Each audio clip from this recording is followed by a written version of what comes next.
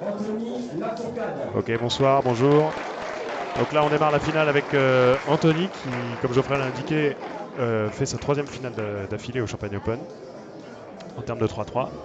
Et comme vous le voyez sur l'écran, il sera opposé à Alexandre qui a fini premier de la demi, mais qui a un impératif ensuite pour partir, rentrer chez lui ce soir. Et du coup, il sera face à Anthony. Et Alexandre avait fait une moyenne de 7,57 en demi, ce qui Maintenant, est je vais appeler très très correct au le global. numéro 1 de la finale, en fait, puisqu'il doit partir assez tôt, du coup, avec un temps de 7,57 secondes et un meilleur temps de 5,7 secondes. J'appelle Alexandre Carlier.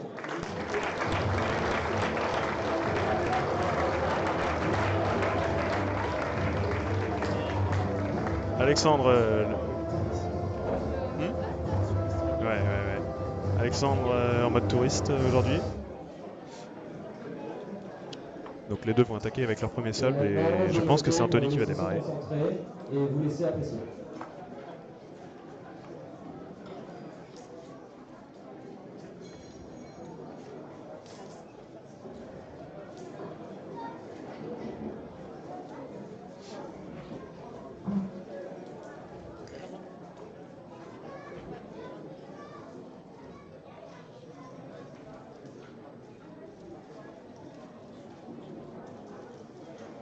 Donc Anthony qui inspecte tranquillement.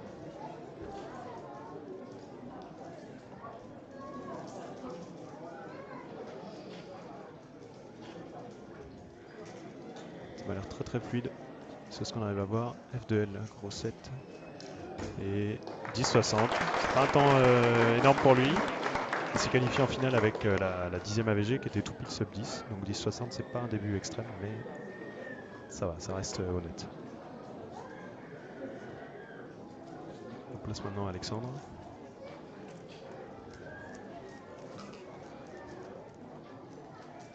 Qui reste assez fluide. PLLG pour terminer. 7,69. Qui reste dans ses temps classiques, on va dire. J'ai pas vu de grosses pauses d'hésitation de ce côté en tout cas. Et on va enchaîner bien sûr avec le deuxième solve d'Anthony.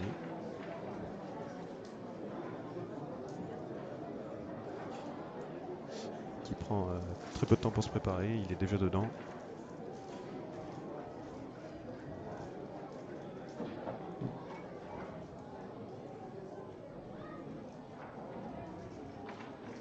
Début qui avait l'air assez rapide, assez facile.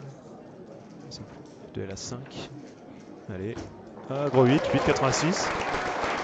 C'est plutôt un temps excellent. Alors, pour un seul full step, en tout cas, j'imagine qu'il est assez satisfait. Il est assez peu démonstratif, Anthony, mais là, il a l'air assez content du début.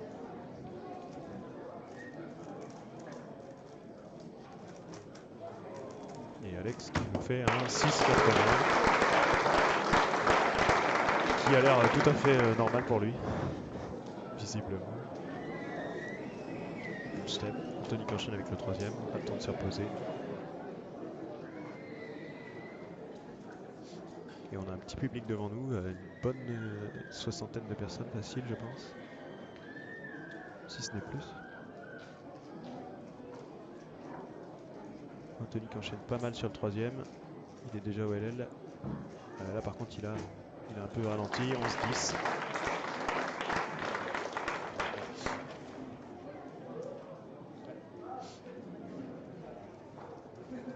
Alex et Anthony tous les deux assez rapides pour démarrer l'inspection. Ça a l'air assez monstrueux. Et encore un 6. 6,87. Donc il a déjà un 6 qui compte. C'est pas dégueulasse. Philippe me dit, ça se voit qu'il est passé et c'est plutôt vrai.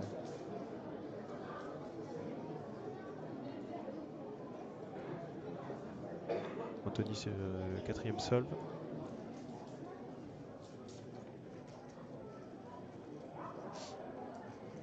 Qui finit tranquillement CF2 à la 8. PLLV pour terminer, pas de bol. 13, 13, 38 en l'occurrence.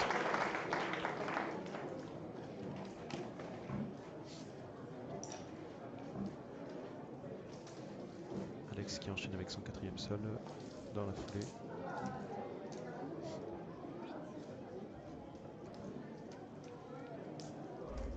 Qui est parti en jaune cette fois, mais qui a fait un peu le début, il accélère. Encore une PLLG et c'est un 8-0-2. C'est déjà évidemment très solide.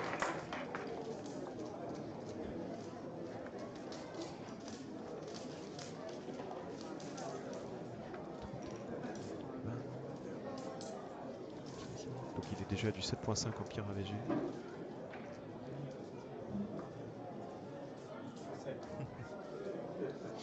Alexandre qui a déjà donc du 7.5 AVG dans le pire des cas, du fait qu'il a un 6,87 qui compte.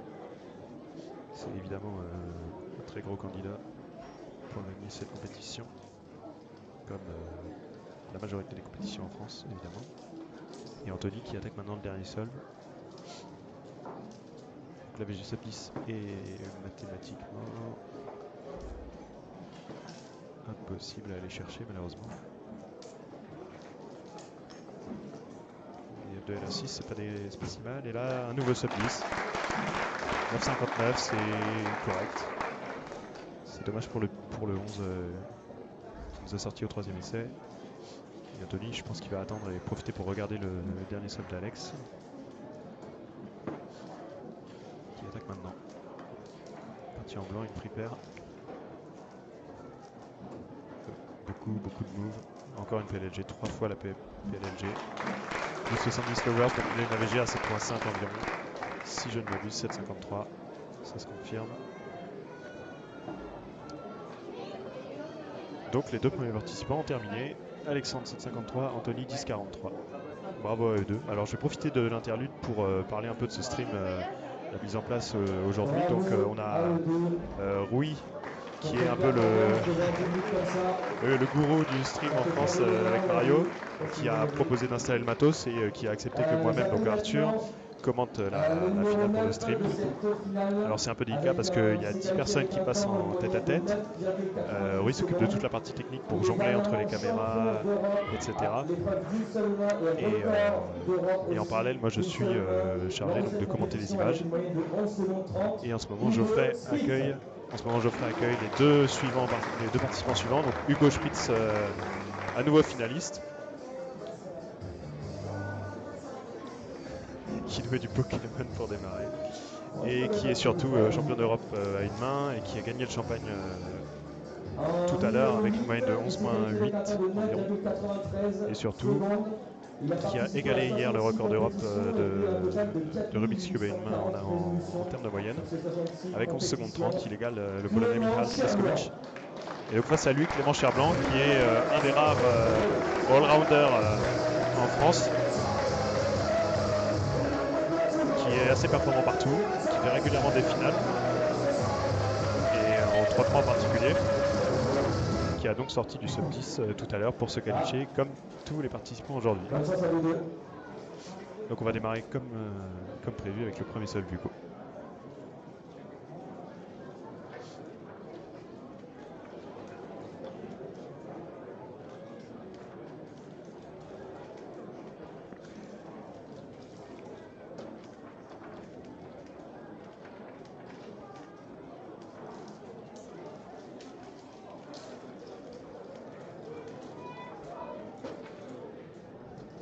En gros 6, si je ne m'abuse, c'est pas seul 10 malheureusement. 11,42, bon. Ça n'a pas l'air de le perturber non plus. Il a déjà fait d'autres finales et c'est pas son épreuve favorite non plus. Il manque en plus le temps que Anthony et Alex tout à l'heure. Pour le temps de se poser, respirer avant d'attaquer. Alors je crois que les deux utilisent le même cube, un Valk stickerless. Alors je ne sais pas si ce sont des Valk Power ou pas, mais les deux visiblement utilisent le même cube. Clément, d'habitude a un style assez fluide, là aujourd'hui il nous fait pas mal de pauses. Et il termine à 11,81 qui est évidemment loin de ses temps habituels. Mais ce n'était que le premier temps.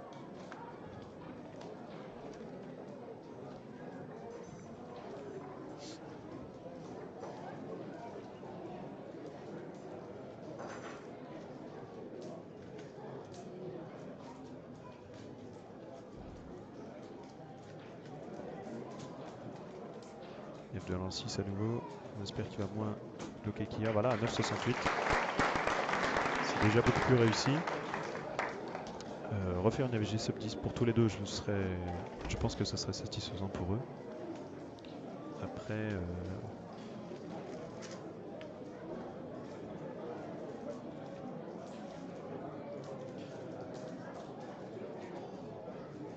ah, Victor Collin. Tiens, c'est bon, on a enfin accès au chat.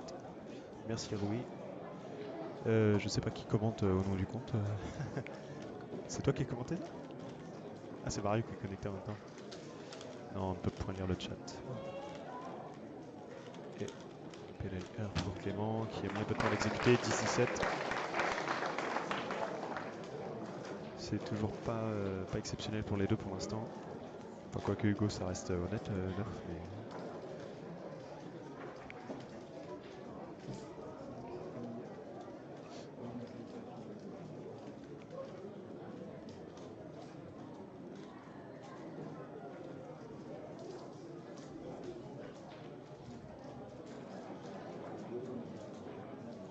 Voilà le PLLU, encore un 9.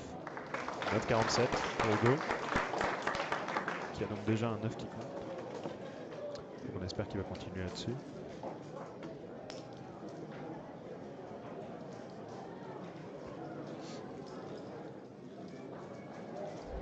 Alors oui, il lit les commentaires, mais il n'a pas toujours le temps de répondre.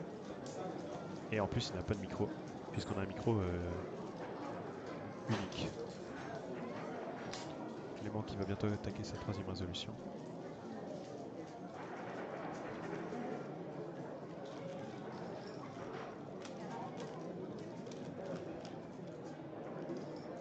Ah, il a pas mal hésité. Il a forcé une PLLU, 14.11. Il a donc un gros 11 qui compte, c'en est fini pour avoir une bonne moyenne pour lui. En tout cas, très probablement.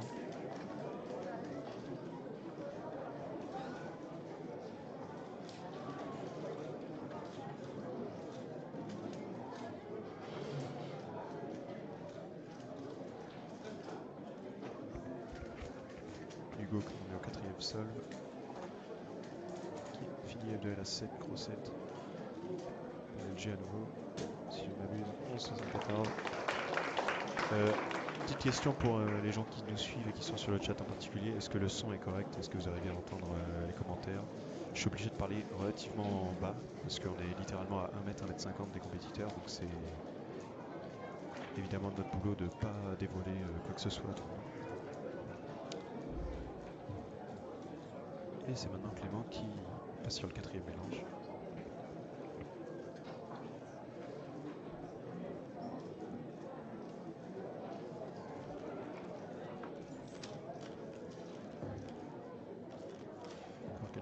Malheureusement, PLLV pour terminer, sub 10, 9,75.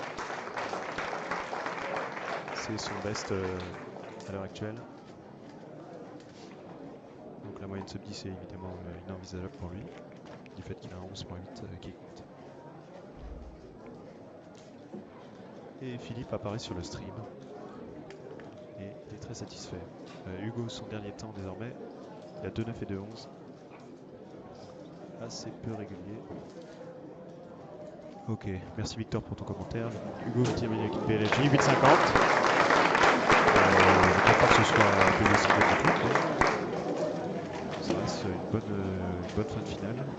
Ce qui fait une AVG 10-19. Merci Uri. Et on attaque tout de suite le dernier sub de Clément.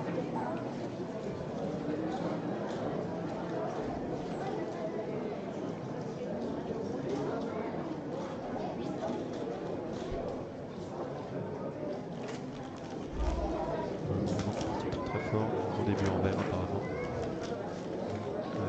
Malheureusement des petites pauses par-ci par-là. PLLU pour terminer 10,07. Dommage pour lui. Ça va lui faire la moyenne 10,68 apparemment. Bravo à vous deux. On peut maintenant parler rapidement des deux nouveaux finalistes, des deux suivants pardon. Je vais appeler maintenant le numéro 7 de cette finale, John Backwell, qui a seulement 13 ans, c'est sa 4e compétition déjà en finale. Il s'est qualifié avec un temps de 9 secondes 90 et son meilleur temps c'est 6 secondes 50. John Backwell. Donc je vais répéter rapidement ce que Geoffrey a dit, parce que je ne sais pas si les gens ont entendu l'ambiance de la salle, mais John a 13 ans, c'est sa 4e compétition et il est déjà en finale au championnat. Avec une AVG sub 10 et il a un meilleur single à 6 secondes 50, ce qui est dans le top 10 français largement, si je ne me trompe pas. En tout cas dans le top 10 c'est sûr. 6e place de cette finale avec 9 secondes 76. Il a participé aux 5 dernières finales de Champagne Open. 3e meilleur temps français avec 6 secondes 05. 3e meilleur single français, il a une AVG sub 10. C'est un des vétérans, on va dire. Vétéran en France. C'est sa 5e finale d'affilée. 5e finale d'affilée pour Antoine, le smile, il s'en fout un peu. Il vient pour rigoler. Non mais je te parle pas à toi en particulier. Et John qui est extrêmement concentré. Peut-être un peu nerveux. Et Antoine à côté dans son élément. On va basculer tout de suite sur le premier sub de John, qui prend au final pas trop de temps pour se préparer.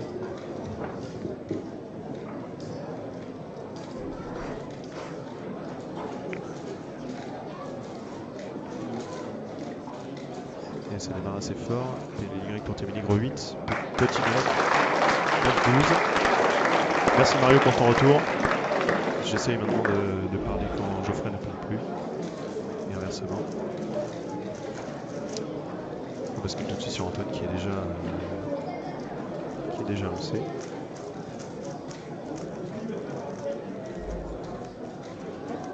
Antoine qui bloque énormément là, sur la fin de ce sol. Et qui lui fait un 12-08. Et il est plutôt... il n'est pas satisfait évidemment, mais il s'en fout un peu. Petit clin d'œil à la caméra. John, deuxième tentative. Donc son AVG à 9,90 tout à l'heure était sa première AVG sub 10 en compétition, mais d'après lui, il est sub 10 de manière consistante chez lui en tout cas. Et on va voir s'il répète une AVG sub 10 au final. Ok, F2 L 7, ça va être délicat. 10,53 plus 2, visiblement. C'est donc un 12 secondes 53 qui n'est pas dans la même veine que son 9.12 devant. On passe tout de suite à Antoine qui enchaîne directement.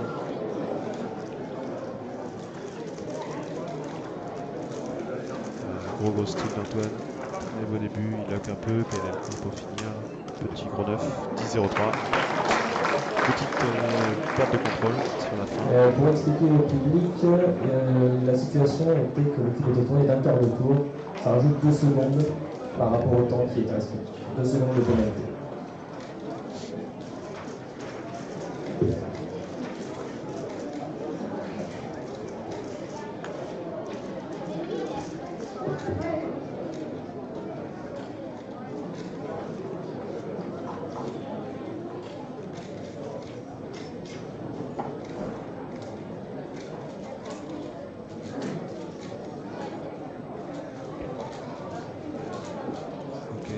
Il a l'air d'avoir énormément de moves pour ce début de sol pour John. 9,65 quand même.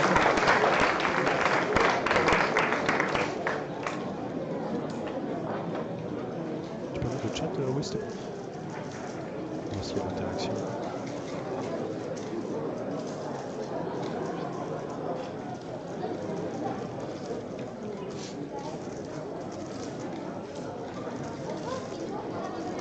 Antoine qui a démarré déjà son seul PLLU, 9-11, classique. Classique pour Antoine, rien de surprenant. Et là pour l'instant c'est son petit 12, petit 10, petit 9. On va voir s'il continue de progresser dans ce sens-là.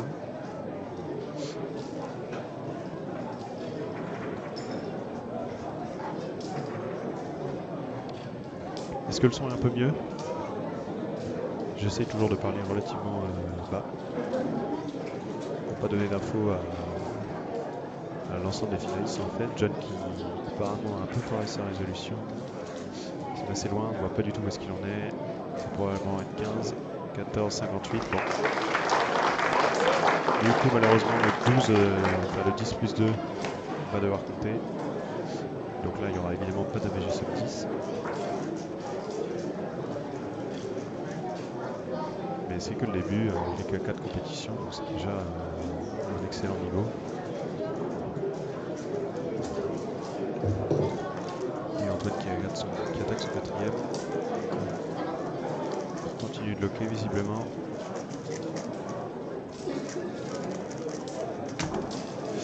« 94, fabuleux. Bon alors visiblement ces temps ne diminue plus. Le pic de forme est passé, donc on va pouvoir repasser tout de suite à John qui finit son AVG tranquillement. Ou alors à toute vitesse, on va voir. Il va assez vite sur le timer. Parti en vert, j'ai l'impression, comme plusieurs autres. Le 6, ça va faire du comment il a plutôt du 10-11, 10-29. On va faire un AVG à 11. Ah, c'est bon quand même, 10-82. Parce que le 9 qui compte, pas. Ouais, 9-6. Ça passe. 10-82, évidemment, c'est pas aussi excellent que sa demi-finale. Mais avec un 10 plus 2 qui compte, on peut pas forcément espérer beaucoup mieux. Et ça aurait été du 10.1, 10.2 en fait. Sans le plus 2 qui compte. Antoine qui finit sur un skip, 7.71. Pour l'instant, le meilleur temps hormis Alexandre aujourd'hui. Le seul sub 8 hormis Alexandre. Le seul sub 9 même hormis Alexandre, c'est donc un 7 d'Antoine. Antoine qui a le troisième meilleur single français officiel, je crois. Nous avons maintenant le 5e qualifié de cette finale avec un meilleur temps français de 5,12 au 3-3 et 2 par 2 0,83. Je vous appelle, il a fini 3e de la finale de l'année dernière, Elian Vedek. Elian qui était classé 5e de la demi-finale, record de France au 2 par 2 et surtout au 3-3 single. 5 secondes 12 qui a battu le 5-19 de Alexandre Carrier. Il nous a fait un premier tour ahurissant. En 4e place, il s'est qualifié avec 8,71 de moyenne. Je vous appelle le champion incontesté des épreuves 6 par 6 et 7 par 7.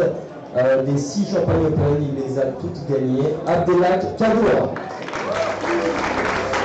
Abdelak Kadour face à lui, donc Elian.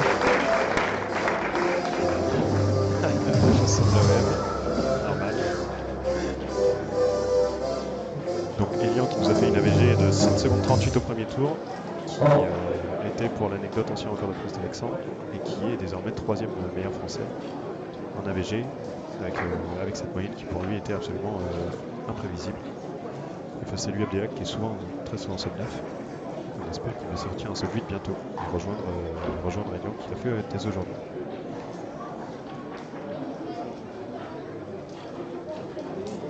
Elian qui monte toujours énormément de temps. Les mains sur le timer, F2L en sub 5 largement, c'est un gros 7, 7,81 pour démarrer. C'est plutôt un bon début. On ne va pas se partir. Et Abdelak qui prend son temps et qui respire.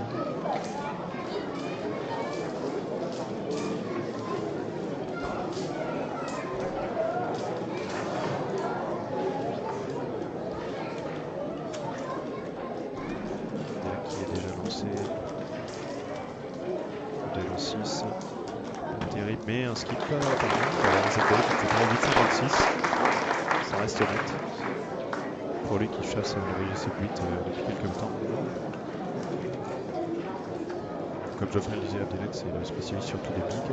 Il a été finaliste de nombreuses fois en 6-6-7-7, également en 4-4-5-5, plus modeste on va dire un degré, mais l'équipe recommande de France et il a gagné à chaque fois le Big Cube aux différentes éditions du Champagne Open les 6 dernières années, c'est-à-dire tous les ans.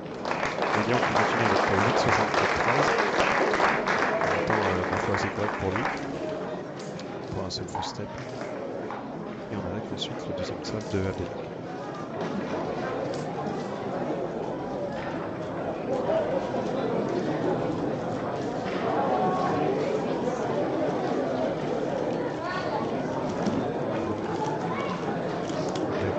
vite. Le duel à peine en 5. Elle est là, très bien. C'est pas ce que full step, je ne sais pas s'il est très satisfait, mais en tout cas, on le met pour lui. Il reste concentré à bloc. Et Lyon qui attaque le troisième mélange. Et Mario vient de comprendre que Rui peut lui répondre dans le chat. Et Lyon qui en profite un peu. Attaquer le troisième sol. Le début assez excellent.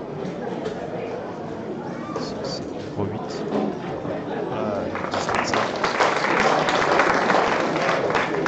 J'espère pour Lyon que ce sera de son burst et de loin. Et on va voir ce que le Delac nous fait maintenant. Pour l'instant, il est 8,56 et 8,01.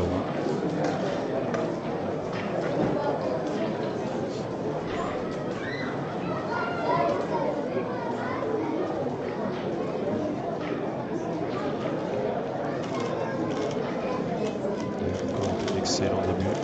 Il a largement sub 5 PV pour terminer, c'est dommage. Il perd du tout. Il a un début fabuleux. Il a le sub 5. Et le LL était simplement dégueulasse. C'est toujours un 8, mais ça aurait pu être excellent. Et Lyon qui attaque maintenant son quatrième sub.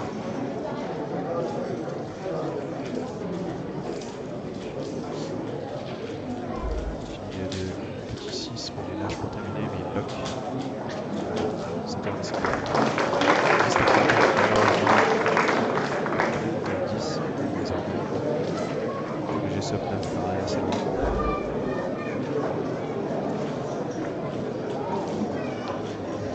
Le quatrième cube pour Delac.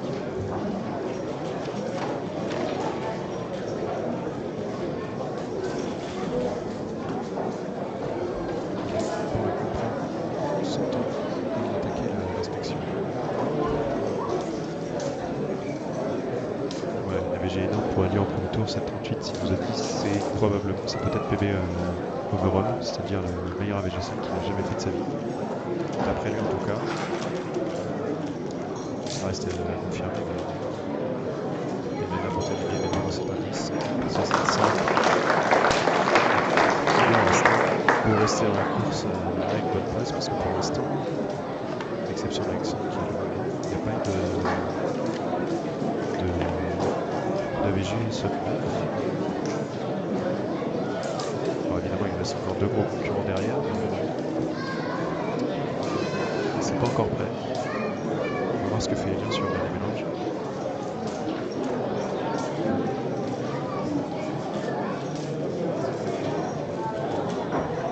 Lyon qui a épelé le pour terminer, dommage, 8,82. Pour arrêter le timer, ce serait du petit 9,30 pour précis.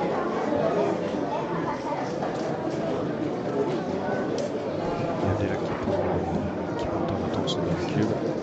Il inspire beaucoup, je pense. J'espère que là, sa meilleure déjà, c'est sur 2 minutes 4,25. Ça serait évidemment suffisant pour faire comme ça. Tout à l'heure, oui. Essayer de corriger ça, mais c'est un peu délicat.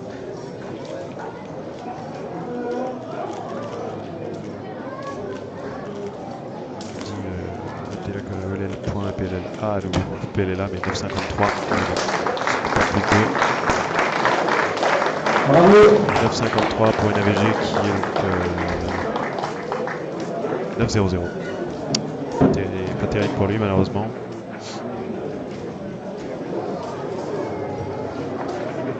Coach. J'appelle maintenant le vainqueur de l'année dernière du Champagne Open. Il est 4e mondial à l'épreuve du Pyraminx avec une moyenne de 2,30 secondes. Jules Desjardins. Les derniers finalistes, Jules contre Juliette. Jules, spécialiste du Pyraminx évidemment, champion de France de 3-3 également. Il est à bloc, visiblement. Et face à lui, c'est Juliette. Pour l'instant, le podium en live, c'est donc Alexandre premier avec 7,53, Delac 9,0 et Lyon 9,30. Et face à Et Jules, elle s'est c'est qualifiée donc en Juliette. deuxième place de la demi-finale, avec une moyenne de 7,57 secondes. Elle est numéro 2 française à l'épreuve du 3x3 avec 7,18 secondes de moyenne. Et numéro 2 de l'épreuve à une seule main, Juliette Sébastien. Jules face à Juliette. Juliette qui apparemment a un peu foiré sa finale de H. J'espère qu'elle va être à nouveau d'aplomb. Juliette qui a la deuxième meilleure performance française, 7,18 qu'elle a fait à Bourges, qui a été record de France pendant 2 ou 3 heures, avant qu'Alexandre ne le batte dans la même finale face à elle. Donc Jules qui attaque directement son inspection.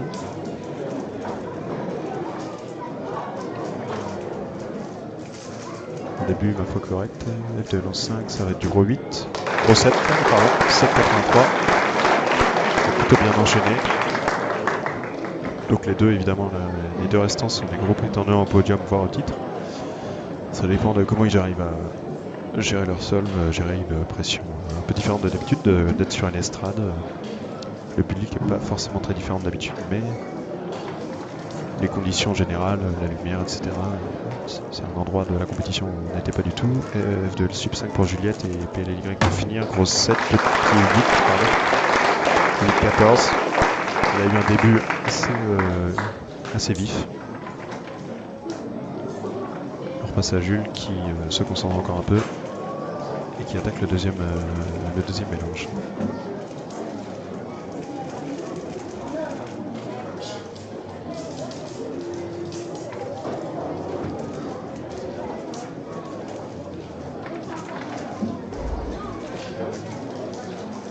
Beaucoup de rotation pour Jules, F2L en 6-5 environ, encore une PLLU, 9,60.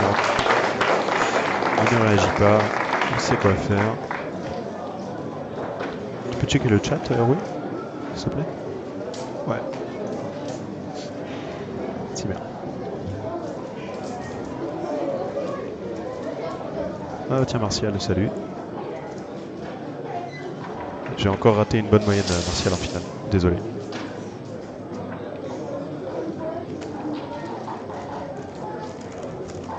Deuxième temps, Juliette qui tourne évidemment très vite, qui force Léo au sud. 8-15, presque le même temps que le premier essai. Si ça reste régulier comme ça, elle sera deuxième largement. Mais Jules peut très bien venir l'en empêcher. Et les deux peuvent toujours mathématiquement, évidemment, gagner la compétition pour l'instant.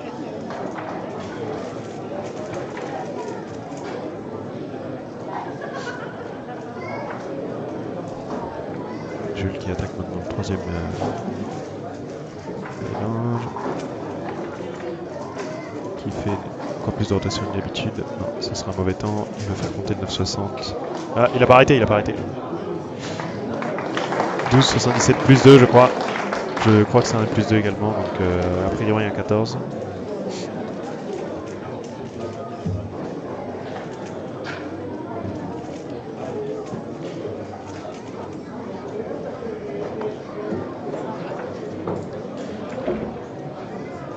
Ah non, DNF. Pourquoi c'est un DNF?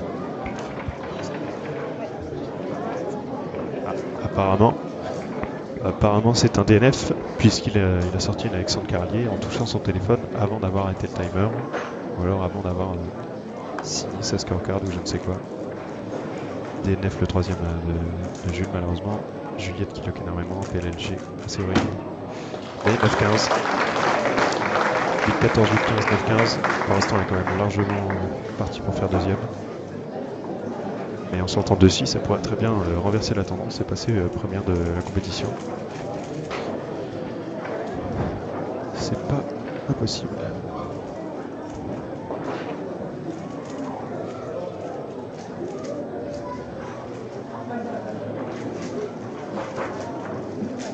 J'ai level en petit 5 et 7,92 en normal pour lui. Au final.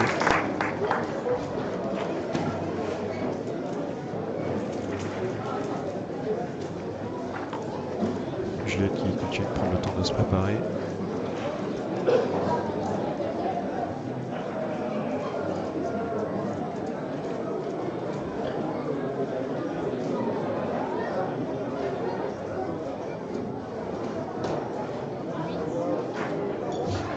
seul pour Juliette qui attaque maintenant. Tir jaune pour Slio. Je crois qu'elle reconnaît un cas en one look 8,99. Elle est deuxième. Elle est deuxième. Et de très très loin. Elle ne sera pas rattrapée par Jules. Et elle aura surtout une AVG largement sub 9 qui sera devant Jules et Abdelak. Dans tous les cas. Et maintenant, Jules peut tout de même passer sub 9 s'il ne fait pas un dernier élan, une dernière résolution complètement ratée. On va vite le savoir. De l'an 6 pour 9, probablement. 9,61. Ce sera pas sub 9, je crois. Un temps de 1000 sur... Oh, 9,04. Un temps de 1000 sur le troisième. 9,04, donc c'est Abdelak troisième. Et Juliette deuxième, elle ne pourra pas rattraper Alexandre puisqu'elle n'a pas fait de single sub 8. Et donc le podium est déjà dessiné. Alexandre, Juliette et Abdelak en troisième. Et Jules qui passe à 4 centièmes d'une troisième place. Donc ZBLL pour Juliette pour terminer. Ouais. Et 8-12.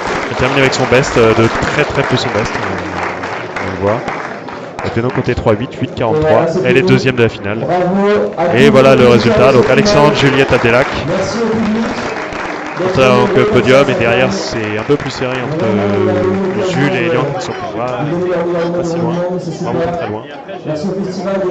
Donc voilà, je vais attendre que Geoffrey finisse son speech et je termine le stream. La remise des récompenses d'ici 15-20 minutes. Le temps de ranger, que tout le monde reprenne ses affaires de la salle pour que l'équipe de nettoyage passe après. On va tout ranger. Merci à tout le monde. Et on se retrouve après pour la remise des récompenses et après pour un petit goûter pour ceux qui font partie de la compétition. Voilà, maintenant que Geoffrey a un peu plus terminé son speech, on va en profiter pour remercier tous les viewers qui sont passés voir le stream. Donc merci d'être venu voir avec nous cette finale du Champagne Open 2018. Merci à Rui d'avoir préparé le setup. Merci à l'organisation et tous les délégués qui ont permis à cette compétition de se passer de la meilleure des manières. Et on va devoir lâcher le stream maintenant, donc à bientôt. Et à Paris, j'imagine qu'il y aura un stream au Paris Open, organisé par Rémi et Pauline. Rui me dit qu'il y a un stream de prévu mais qui ne sera pas là, c'est ça? Ah, il sera là, mais il y aura peut-être un stream à Paris, ça reste à voir. Merci d'être venu et à bientôt dans tous les cas.